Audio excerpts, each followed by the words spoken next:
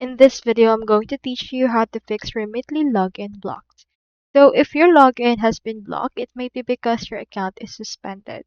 So why is your account suspended? There's actually a lot of reasons why your account is suspended. Technically, because they notice some activity from you or from the recipient that you currently have that isn't allowed under their terms of user agreement. So for this case, you can see in here some options. So they can transfer process, which connected to things like this, and they can also transfer or they can process transfer that are sent below 18 on someone's behalf and links. So you can get your Remitly account back if you think that you have been suspended incorrectly. You can head over and reach out to the customer service or head over to your suspended profile and submit a request from there.